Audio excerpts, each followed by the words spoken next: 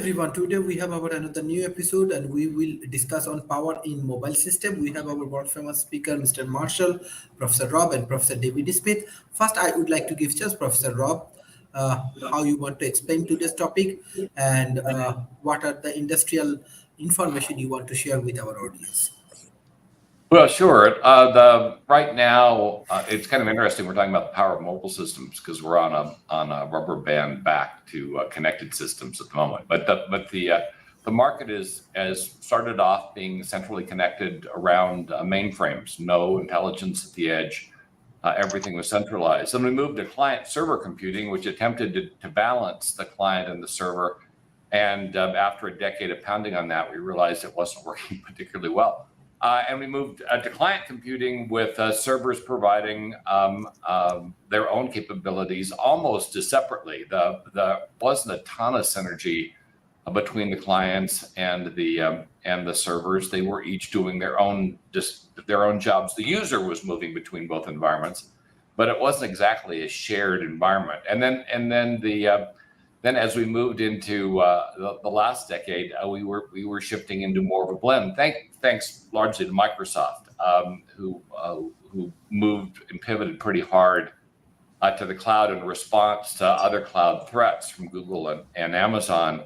And we started to see the beginning of a blend. And then right now, we are talking about moving a lot of the processing power back to a centralized facility, a cloud facility, and less processing power at the endpoints. Though more of a blend in terms of an approach. Our IoT environment is largely trying to do a blended approach where some of the processing is happening at the edge and some of the processing is happening in the cloud for a final conclusion. But it's much closer to what we had in the old IBM days than we had in the subsequent client versus server days. I should say client server because I think the two things are almost entirely in conflict half the time.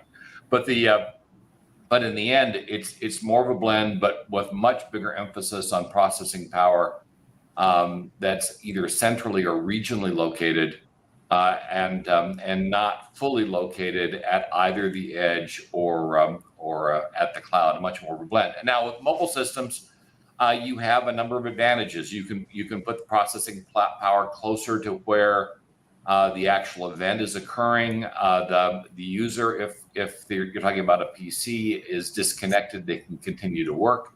And with regard to the application of artificial intelligence in the field, say for things like farming, right now it looks like the mobile system and keeping the processing power close to the tractor is the standard of record. But once again, even there, with the advent of software updates, organized centralized control, and the processing of information coming from these very not very numerous now, but eventually very numerous artificially intelligent vehicles and farm equipment, that we'll be able to get some kind of a gestalt and a much better understanding of what's happening with food production on a much larger scale, and be able to respond to events, diseases, pests, contamination much more aggressively because we'll know about it far sooner than we otherwise would.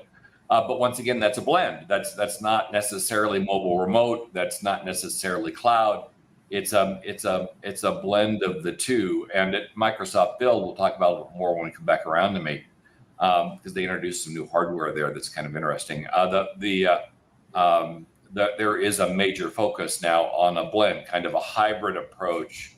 But the hybrid approach, much like the hybrid approach to electric cars, is, in my view, transitory. It allows you to function when your connection to the cloud is unreliable, doesn't have enough bandwidth, or is otherwise not able to provide the full service that you need for a full cloud instance. But the economies of scale from the cloud are significant. And so once we are able to solve this bandwidth and connectivity issue, and companies like Qualcomm and Microsoft are solidly behind solving it, my view is we're going to move an awful lot more intelligence back to that centralized or regional facility, and because it's economically more feasible. as you put, we're talking about billions of things that are connected, as you put more and more intelligence into those things, you also increase the cost exponentially across all those things, where if you can provide that same functionality centrally, it's just an instance of one as opposed to an instance of a billion. And your management costs, your costs of maintenance, and your cost of hardware should go down precipitously as we make that move. But that's in the future, and probably not until we get into the 2030s. Right now, we really are talking about a hybrid world where processing is occurring at both ends and in a collaborative fashion, so that mobile systems can gain the capability of the cloud and processing power of the cloud without having to host that kind of processing power remotely, with benefits in terms of increased battery life, higher portability, lower weight, and while you give up a bit in manageability and reliability because you've got more things that can break and cause you problems, in a lot of cases you couldn't do the solution any other way. So that's where we are today, and I will pass the baton to whoever's next. Thank you, Professor. Now I request our honorable speaker, Professor David Smith. Sharif, thank you. While my camera's frozen, I hope you can hear me. Yes. The mobile power is, as I look at it, I agree with what Rob said in the computer domain, but I'm also beginning to look at mobile power across the total domain. And if you look at mobile power, it is a multi-billion-dollar industry right now in the United States, and it's growing about 6 to 7% per year going forward. And I think as we look at it, there's so much to do. I made a comment earlier. I was on a call before this started with a company that is doing mobile power using kinetic energy. And we begin to see that. And there's just so many different ways we can begin to look at it. Now, one of the challenges we had is in some ways it mirrors the computer industry in that most of our power has been from systems where it was like the old mainframe and beginning to transfer out to where we are today. And we're seeing that shift, particularly in developing nations, as we look at how we increase manufacturing, how we increase the use of things which require large amount of powers, beginning to do more data centers, more advanced manufacturing. We have to look at other ways to power those in the traditional grid structure. And I'm seeing mobile power in this domain really pick up and being used a lot around the world.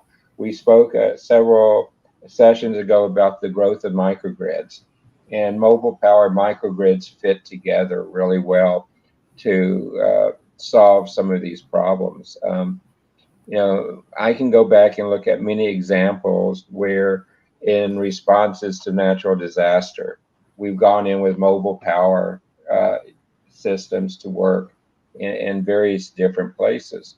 And we're seeing the movement of that to precision power to work with the various computer systems, the very high-end sensors and others going forward. So this is a place where mobile power has really been changing and is beginning to become at a point where its inflection point is going up, particularly in developing nations and where it can be used there. But Sharif, let me stop here and figure out why my camera's frozen. Thank you, sir. Mr. Marshall. I think his camera's frozen because it's the topic that's doing it, this mobile computing power that Rob started out on.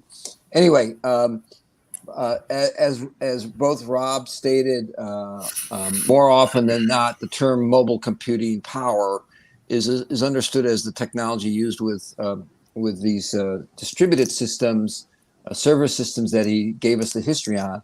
And as David expanded it, it goes beyond that.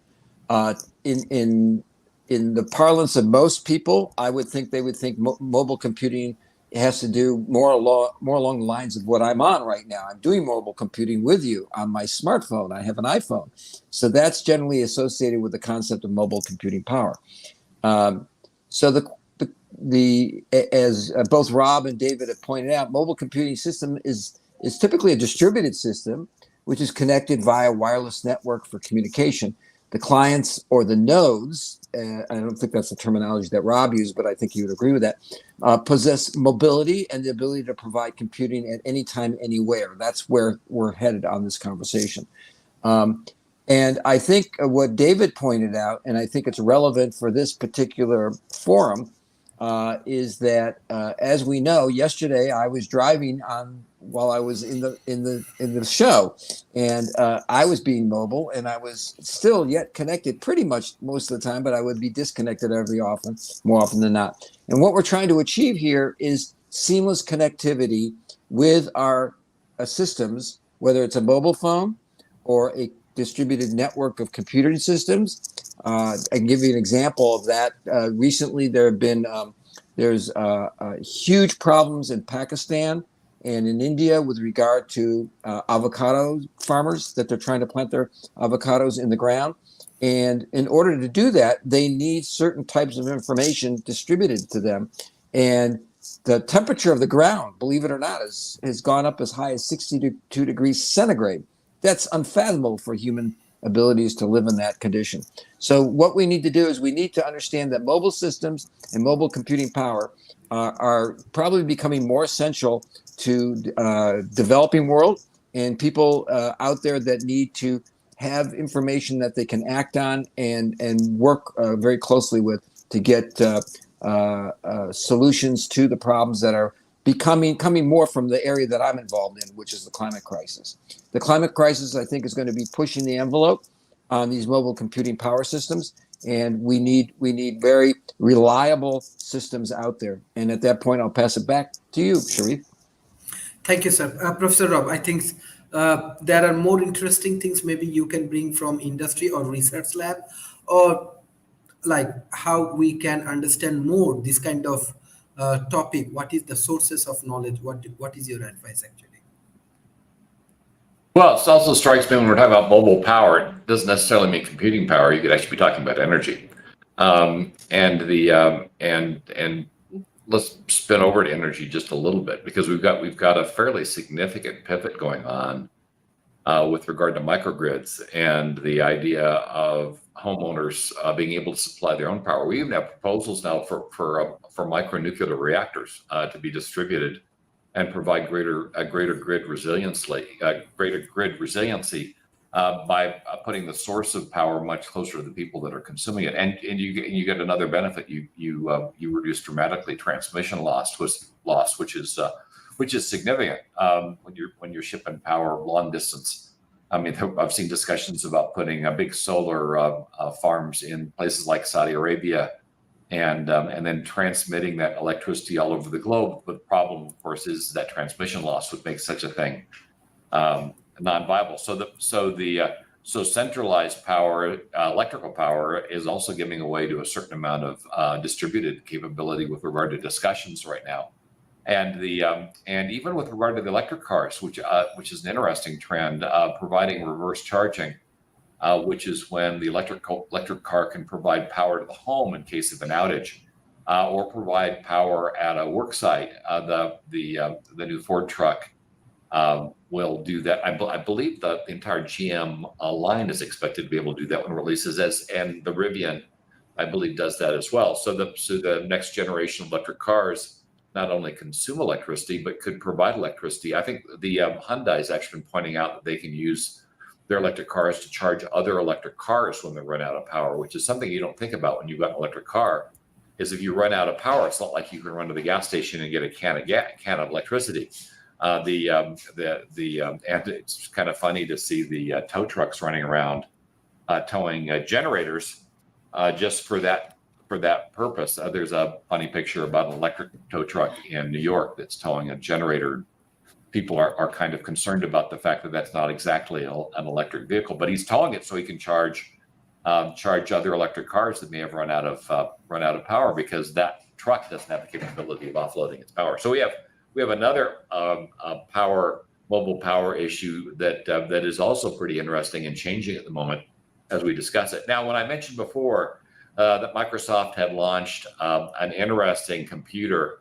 It's called Project Volterra, and it's a 4-processor computer based initially on ARM, and it is the first hybrid computer concept. It's a viable prototype that's currently positioned against the opportunity to allow people to develop or write native code for Windows on ARM. One of the problems with the move to ARM for Windows has been the fact you have to run the applications in emulation, which really kind of cripples the platform, which is a high efficiency platform with little overhead, and so a little free overhead, when you run an emulator, you destroy the platform's ability to have the kind of performance it otherwise would have, both in terms of battery life and in terms of processing power.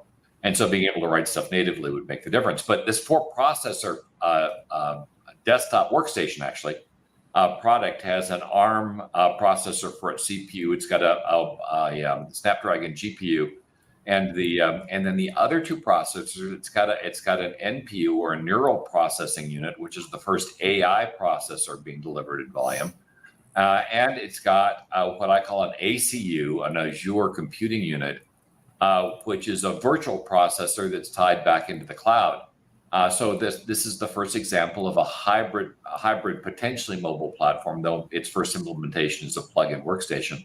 But it allows it then to shift loads more seamlessly between the various processors, including the virtual one, providing almost unlimited performance headroom, assuming you've got enough bandwidth. So it's a very interesting approach to a transitional product that addresses initially the lack of ARM native code, and eventually will probably, because it's Microsoft and Windows, be a template for PCs of the future, which will be much more blended and much more similar to the hybrid concept that we currently have with electric vehicles. And I appear to be putting Sharif to sleep. So a lot of activity there. In terms of where you can go to find out about a mobile processing power, you can certainly read up about it in any of the computer magazines, Computer World, PC World. Each one of them has and has had in the past coverage of these areas. But the computing industry, computing regs as they are, have covered mobile computing pretty aggressively over time. If you're going to talk about mobile electrical power, mostly I hang around and read the magazines on electrical vehicles because that's where my interest resides. But there are also publications on electrical power grid and distribution that are a little harder to find because it's not exactly the audience is as wide formed, as well formed as electric car audiences. But you can find resources there as well. There's quite a bit to read. A lot of activity in both areas at the moment as we go through a major and predominantly COVID fueled migration to remote work, and really need to consider how to provision people that are mostly working from home and probably will continue to work from home for the foreseeable future. Mm-hmm. Thank you, sir. Sure. Professor David Smith. Can you hear? I love how this topic has such a wide breadth of what we can do with it. And, one of the announcements that came out just recently is a new approach for cooling power in mobile devices and mobile computers and things, which I think will be revolutionary to help us extend the application of Moore's Law going forward. And I think we will see that happening. Also, though, as I get over to the electrical domain, I've just seen so many advances. Rob is right. The electric vehicles are some of the leaders there, but so are the instability of power in the electric grid and the ability to recover.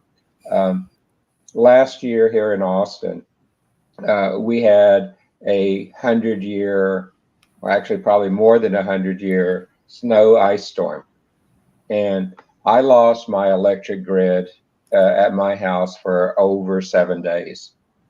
And I really wish I had had some microgrids around me to help me recover that. And I can tell you, almost everyone I know today, we now have generators. Uh, I now have a gas propane generator that will give me power in a mobile power solution, as you look there. Uh, the people I was talking to earlier is in the kinetic conversion. They're not doing it in an electric vehicle, but they're doing a very other interesting approach. They are on a large train. They are taking 2 or 4 cars and they're converting them into batteries, and they're using kinetic generators in the wheels to power those batteries. And then when they get to a station, they're depositing there, and they're using that to power part of the city grid and to power the microgrids. They're doing the same thing with 18 wheelers. And in fact, one of their proposals that they're working on, Rob, you're going to particularly like this one. They're taking half of a train uh, car, half of an 18 wheeler, and they're making half of it the battery for the kinetic energy, and they're making the other half a data center and using that as a mobile data center, which I think is a very interesting concept today, particularly as we look at how we're trying to distribute more and more computing power out across the cloud and across the grid. So we're seeing those approaches. We're seeing the fact that the whole energy generation process, the whole power generation process has changed so dramatically over the last multiple years. And that just the sources that we have. When I was there, we were primarily looking at gas, oil, natural gas, coal, and some water. Now, we have the biomass generation, we have the geothermal generation, we have wind generation, we have solar generation, we have kinetic generation.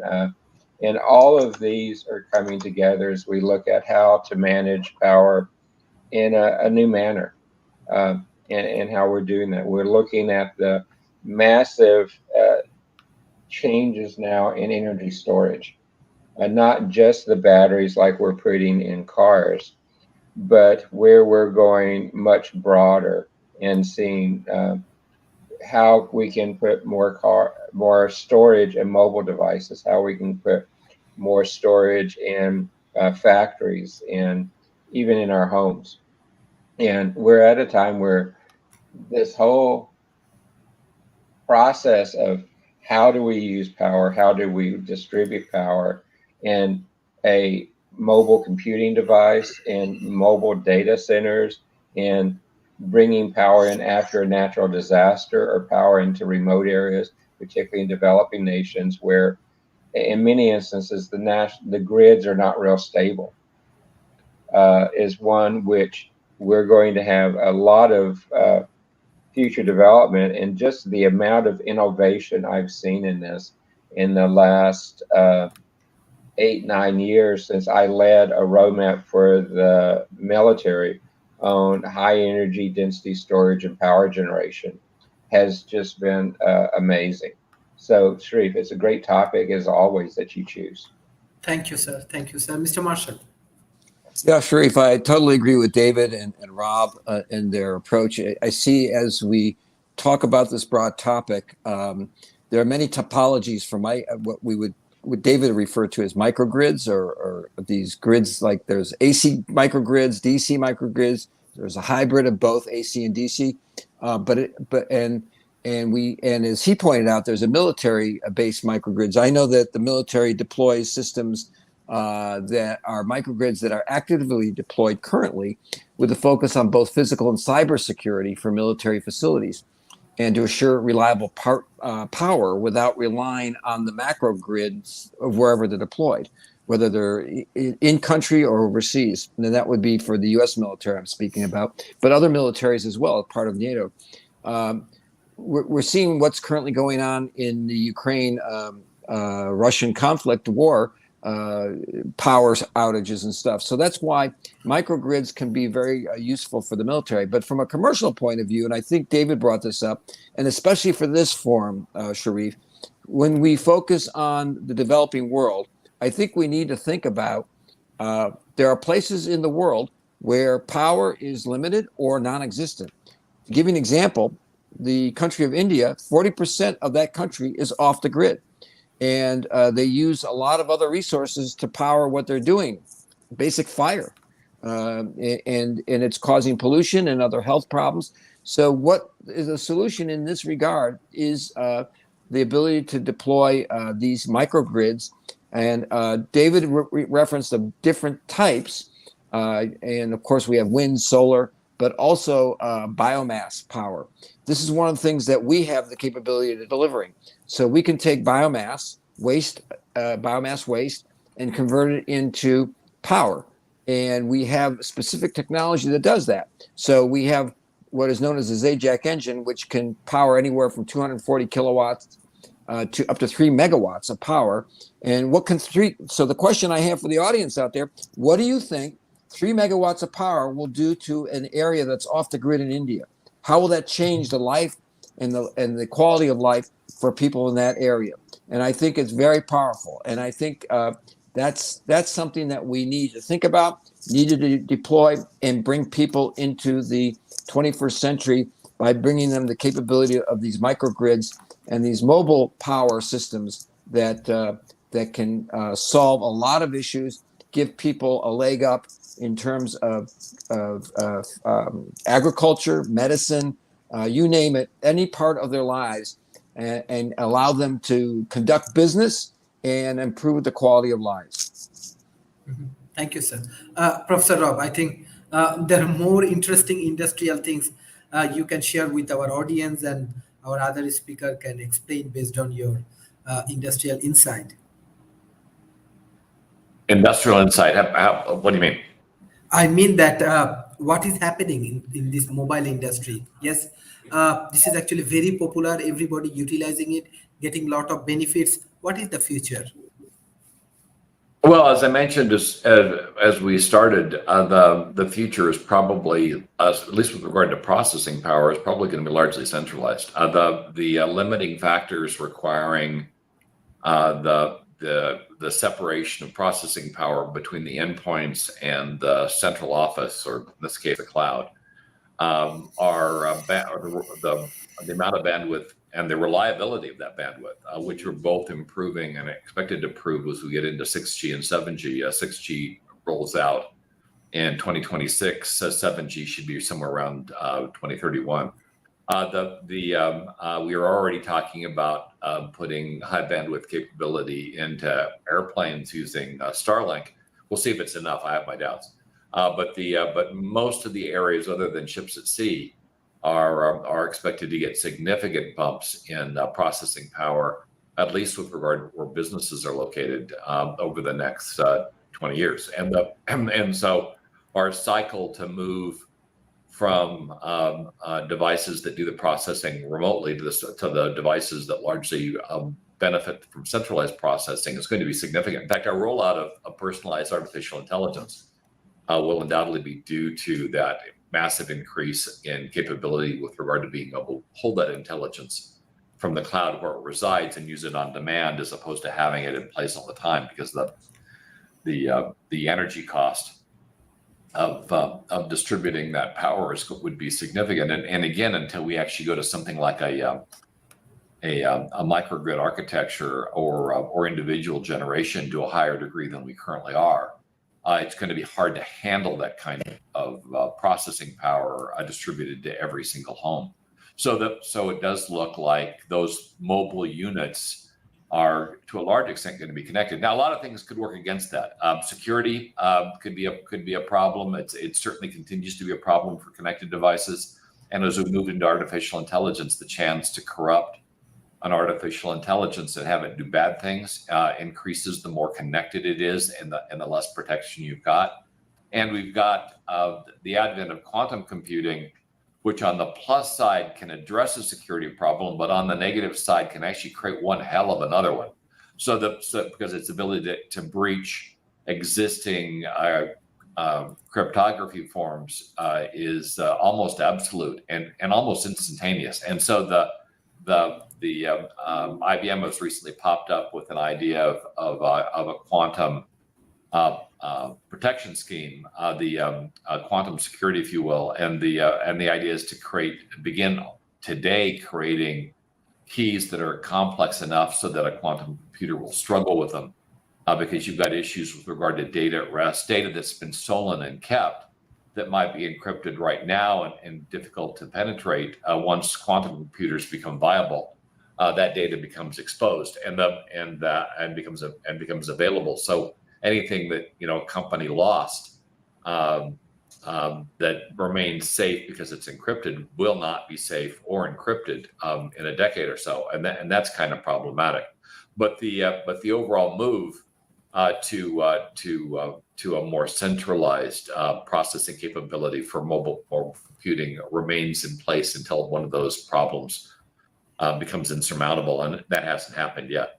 The impact of mobile, this kind of capability to a mobile platform, is enabling things like autonomous robotics, autonomous cars, vehicles, planes, and even ships. The combination of processing power both on the device and centrally located, coupled with an extensive sensor suite and tied to a V2X, a vehicle to everything, a kind of networking structure, will allow these vehicles, robots, boats, planes to interoperate rather well, and at least in terms of projection, reduce the number of transportation-related deaths across all of those platforms, creating a fairly significant opportunity for companies that plan to provide new classes of transportation services, largely devoid of people in the mix, except for maintenance and support. So there's certainly a major trend there. And then finally, with regard to highly mobile, we're certainly seeing in the war in Ukraine a new class of mobile ordnance in terms of autonomous robotic drones that can go in the air, select their targets automatically, and then destroy those targets once they've been selected, with the advantage of protecting the soldier that launched the weapon from being destroyed. Because regardless of the weapon, if you have to remain on station after the weapon's fired, we've had, at least the militaries have had, a return capability. In other words, a capability to identify where a particular piece of ordnance has come from, and the ability to layer on ordnance on that location. So if you fire and you can't move, your firing position is destroyed. With these weapons, because it loiters, there is no way to determine where the weapon came from. In many cases, the operator of the weapon is long gone by the time the weapon actually hits. So another application of mobile technology in an unfortunate area, which is the military, but it's changing overall military dynamics, and it's allowing the Ukraine, which has a far weaker military, to go up against Russia as a peer and do significant and impressive damage. Also, partially as a result of the Russian army being far less prepared than anybody was aware of, being crippled from inside. But much of the gains and large advances Ukraine has done have been as a result of drones, which is a mobile technology. Switchblades have just come into the field and have been doing more and more. And the Javelin is also almost a fire and forget. It doesn't require you stay on target. And a lot of the ordnance, of course, a lot of the capability is not only in the firing mechanism, which is carried remotely, but in the ordnance itself, which self targets and then destroys the vehicle. So it's a lot of activity across a number of vectors, from military to consumer to transportation, focused on providing more capability, whether that capability is sourced centrally and delivered remotely, or is both sourced and delivered remotely in the mobile arena. Mobile capability is expanding exponentially, and by the end of this decade, the level of autonomy in our machines is going to be, of course, unprecedented in human history. And you could certainly argue Mars is the first planet fully populated by at least somewhat autonomous robots at the moment. So showcasing perhaps the extreme limits of mobility, given the distance and the requirement that those vehicles have to operate to a certain degree autonomously, because by the time a remote operator sees there's a problem, that problem has already occurred and that vehicle has crashed. And so they have to be able to do a lot of things without oversight. And that same technology is being applied broadly, both domestically and in the space program. So interesting times. Thank you, sir. Thank you, sir. Professor David Smith. I love how we're going from Mars to things that we can individually use. And what's, to me, is the other element that from an industry view we need to make sure we comprehend here is the whole area of security around these mobile devices, the mobile power, and how we do it. As we begin to look at the mobile products that are being used, a survey that was done recently by Verizon, they said that 71% of enterprises say that mobile devices, mobile interfaces, mobile computing, mobile power generation is important to their enterprise. And but that same group says that almost half of that these mobile devices are their biggest security problem, with how to secure them, how to connect them, and how to use them. And we'll see that you see with the war in Ukraine, with the warnings globally that the power infrastructure is tremendously at risk now of cyber attack. And as we begin to look at other ways to distribute power, those are going to be at risk as well, because they do not have the infrastructure that larger power generation has. And because power, even in mobile devices such as smartphones and mobile computers and things, the power sources in those are becoming more intelligent. And actually, there are some instances recently where the control system used for the batteries and for the power conversions have been attacked as a vector into the devices themselves. So, as in many different things, we need to think of the cybersecurity built around our devices, be them small scale or large scale as we look at it. And as we're beginning to look at the growth of more turbines, more small wind, more small radioisotope, kinetic power and stuff being used to be able to go and deliver power at a point of usage, the cyber risk of those are going to be very high. I was very interesting is we looked at the last earthquakes in Haiti over here with the dozens of different ways they brought mobile computing into Haiti, how they brought mobile power into Haiti to get electricity restored, how they brought mobile communication capabilities into Haiti, which all of them have to use power to work. So the state of the art is advancing. And even, for example, in a developing nation, like in Africa and others where the power grid is pretty unstable, seeing people bringing mobile batteries, mobile power generation in to stabilize part of the grids and to work to provide them. The company that I was talking to before this call in Minneapolis and now in Amarillo have contracts there, which both of those have large train hubs to begin to use their mobile power generation of the kinetics on freight trains to drop off there and provide part of the power to their grid. I find this fascinating because, to me, as Rob said earlier, we're moving to an age of hybrid solutions in computing, hybrid solutions in power generation, hybrid solutions in power storage. And I personally believe that these hybrid approaches are where we have to go in the future if we're going to achieve the power density targets that we have in mind in the near future to both generate and store power. And as Marshall said, as we begin to look at the climate situation around power, all of these have to come together to be able to be part of the solution we have there.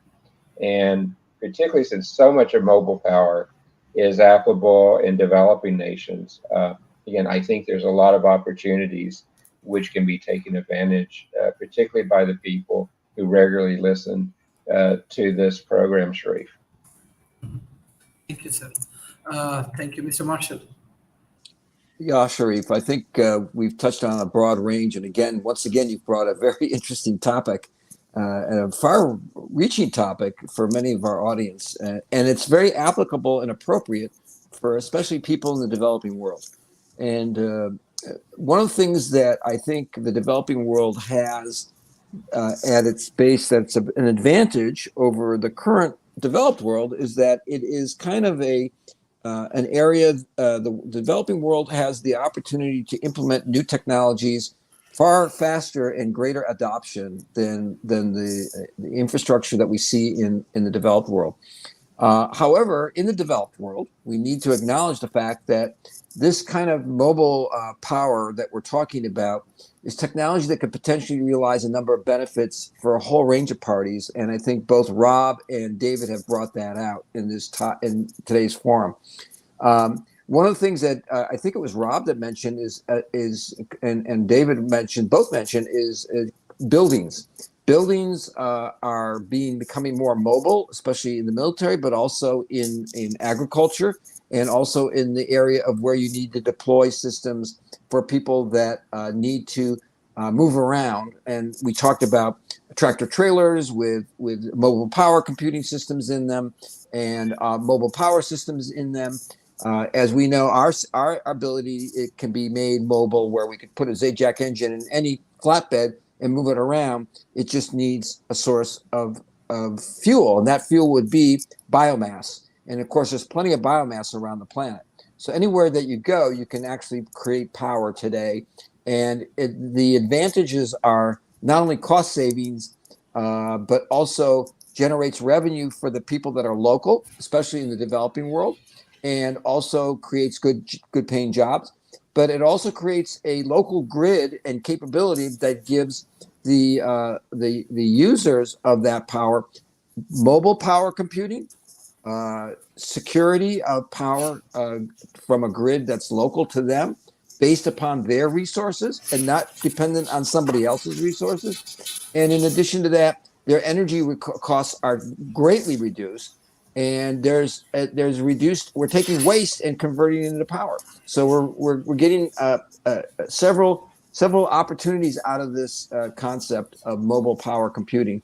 And it's not just the computing, but it's load shifting as well. We're shifting the load from the mass grid. Sorry about that. We're shifting. Somebody tried to call me.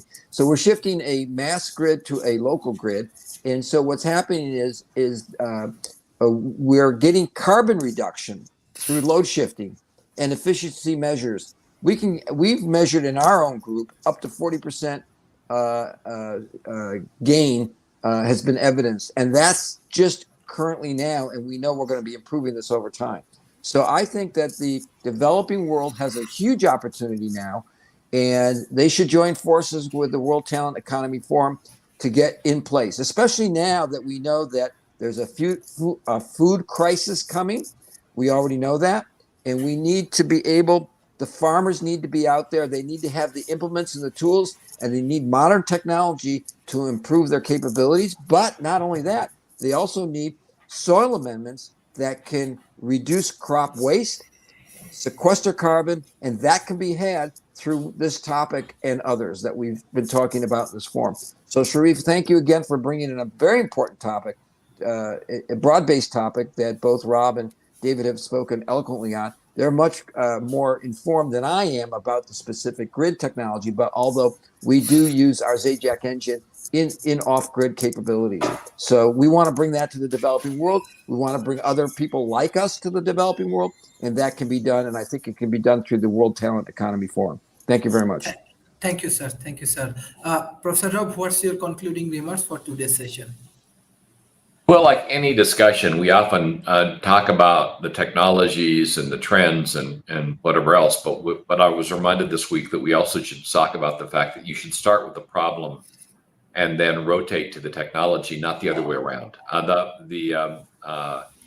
Depending on what kind of problem you're solving, a mobile solution may work. It may be economically unfeasible. It really kind of depends on the problem. And so the concept is to always start with what it is you want to do, and then figure out what the best way is to do it. When it comes to dealing with technology vendors or technology experts, often depending on the expertise or focus of the vendor, they're like the screwdriver company where every problem is a screw, and that can become problematic. And so what you want to do is you will work with people that will spend the time to understand your problem and then craft the solution using stuff that they don't necessarily make. In other words, craft the solution from the problem itself, not predicate that solution on what it is they make themselves, which can be kind of problematic and lead to less than optimum results.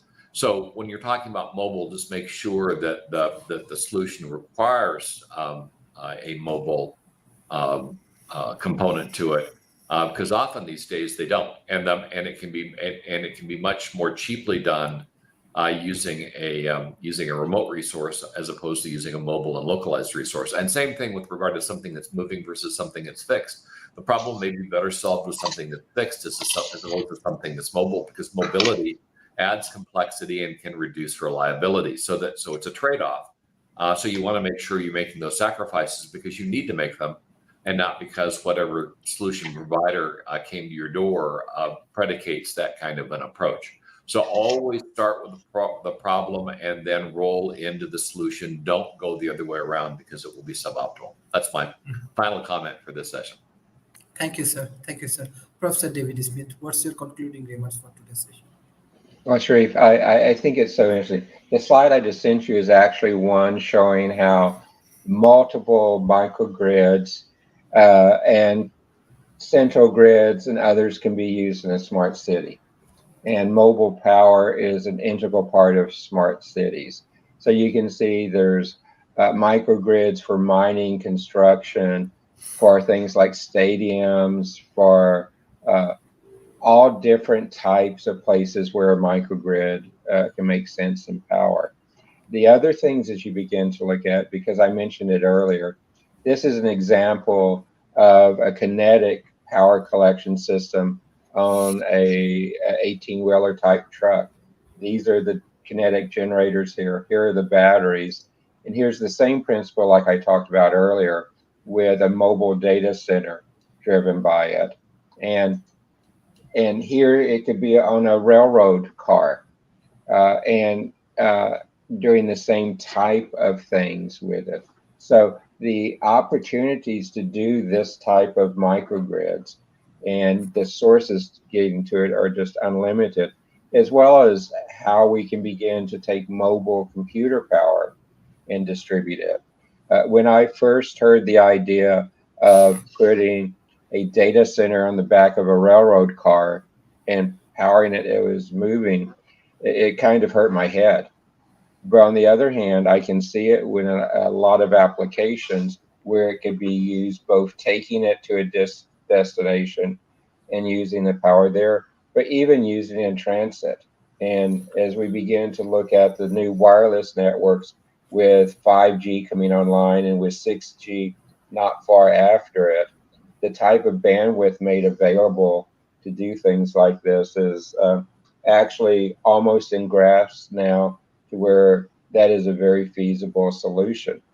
And again, if I go, and as Marshall mentioned earlier, into developing nations where the legacy infrastructure is not as established, where legacy manufacturing, legacy applications for mining and others need power, particularly as we become more electric and we move away from our carbon-based photochemicals and others to get it done.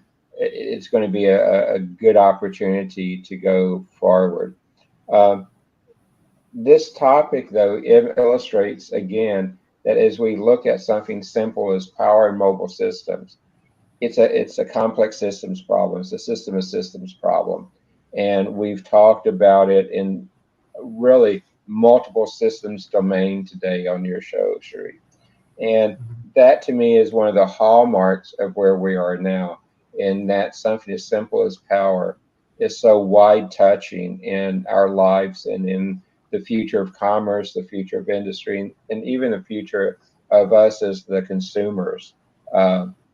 That it has a place that really needs to be studied well in universities, and again, opportunity for a lot of entrepreneurship again, and particularly entrepreneurship in a developing nation where power and mobile computing is going to be very important. But like Rob said, you really need to think what problem you're trying to solve first, and then put together the suite of tools you're going to use in your tool bag to solve those problems. Thank you, Professor. Mr. Marshall, what's your concluding remarks for today's session? Well, I think both David and Rob have hit the nail on the head. You have to focus like anything else. What's your problem? And then address it. It's kind of like medicine. I mean, you don't go to a doctor and say, give me antibiotics, and you don't tell the doctor what to do. The doctor diagnoses the problem and then recommends a course of action and some medicine if necessary, or surgery if required. That's basically what we're talking about. However, for this topic that you brought up, Sharif, I think something very interesting has occurred, and I think David touched upon it just in his last concluding remarks, and that is this mobile power topic that you brought up affects people all across the world in different ways. And again, depending on what the problem is, it needs to be addressed, as Rob pointed out and as David is enforced. I think one of the benefits, or one of the issues, is that for grid operators, this mobile power concept technology promises to unlock a whole set of new opportunities and predictable sources of power and flexible demand. And I think that's where there's a huge opportunity here. That's not my bailiwick, but my bailiwick is attenuated with it, because we do have the ability to take waste and turn it into power, both statically in a location or mobily. And there's, as I said in my previous remarks, my takeaway from this is there are going to be cost savings, revenue generation opportunities, especially in the developing world, in those communities. And in addition, we're going to see carbon reduction through load shifting and efficiency of resources that, like, we're seeing up to 40% currently, and probably improving over time. So, Sharif, I think the takeaway that I have in my concluding remarks is that we have a huge opportunity in front of us, as both Rob and David had pointed out. It's a broad range of opportunities, and we need to grasp it now and move forward as time is of the essence, and we're being pushed. The hands of the clock are pushing us forward towards climate crisis, towards zero, but we can push the hands back a little bit if we deploy these mobile power systems and integrate them with carbon reduction, and also getting people to meet the 17 Sustainability Development Goals of the UN, which includes education, like this forum, but also includes lowering poverty and increasing independence by people so that they can create good lives for themselves and healthy lives. So that's my concluding remarks, Sharif, and I thank you very much. Thank you. This is really interesting discussion, especially for our audience. I believe that they can learn a lot from today's discussion, because many of the informations what the developing nations get, there is a huge gap. So we try to minimize this. Tomorrow we have a very special episode. We have our debate. Is space exploration a waste of time and money? Professor Rob is a government prime minister. Professor David Smith oppositions. So hopefully this will be a very interesting debate. Beside that, yes, sir. Yeah, I'm trying to figure out that. So is government saying it is a waste of money, or is government saying it is not a waste of money? Now we are very open. We are very open. So you can decide and opposition can decide what you want to say. Yes. That's why we bring some questions. It's completely up to you. We will learn. We will be your audience. So Yes. I go first, and then based on whatever I do, David's going to have to figure out how to counter me. Okay, Yeah, this is going to sure. be interesting. Yeah. Yes. Oh, even next debate will be more interesting, and definitely Professor David Smith will be Prime Minister at that time. So So anyway, I guess there's no research we can do here, Rob. No, okay. no, I mean, not really. Well, I can do research because I'm going to know what my position is going to be. But you're going to get a surprise. You'll have to research both sides. Okay. It's open. It's actually very open. So, second things that many of the We challenges. can get even with the Sharif and just agree. Yep, I agree. We're done. So and another interesting thing is that many of the challenges actually coming, especially monkeypox, another virus, another problem. So we have to be careful. Food security is a big issue. Several times Mr. Marshall actually informed, yes, food prices high, just it's increase. So we have to be careful, and for that particular issues we are actually working with some countries, especially for the developing countries like Energy Ministry, Prime Minister Office. We are organizing 3 events. We are organizing with the 3 event, one on metaverse, another one on impact investment, and another one on hydro energy. These are Right. the 3 events we are organizing with actually Bangladesh Prime Minister's. She is actually energy minister for the country. Oh, So interesting. yeah. We are collaborating with them, and we have a plan to train around 55,000 people in future. And if we have a better technology, definitely we will collaborate and we can do research together. And final things like we have 24 June, we have a very special seminar with Central Bank of Bangladesh and Central Bank of Malaysia. So I will invite all of you. And yes, next year we have a very important conference, but this is the way actually. Yes, there is a big meeting in Davos for all of the big companies and organizations they are visiting right now. But that is the things, when I developed this World Talent Economy Forum, I know there is a huge amount of populations, corporations, organizations, people, they are untouched. So we want to touch this country. We want to touch this kind of corporation and organizations, and this way actually World Talent Economy Forum want to grow. And I want to give special thanks to our speaker because of your contribution. Now different countries, different ministry and agencies and corporation, they start to believe that World Talent Economy Forum is a fair platform for them for attending the dialogue, for collaborations, for policy research. And our next step will be policy research, because with the Central Bank of Bangladesh, we will help them to develop the climate change related policy. And you know that Bangladesh heavily affected for this climate change, so we will help them to develop climate change related policy. So those who are interested from our speakers, they can join in our team, and we can work together. So next 1 month actually very busy. We have very important programs, conference with different ministries and central bank. So thank you everyone for your contribution. Hey, Sharif, I think that Rob and David are going to form a coalition government tomorrow. Yeah. Based on the way you framed that topic. Yeah. Okay. I look forward to it, and either side, I'll be ready. See you Okay. tomorrow. Thank you. Bye bye. Thanks, Bye Rob. bye. Take care. Bye-bye. Thanks, Sharif. Bye.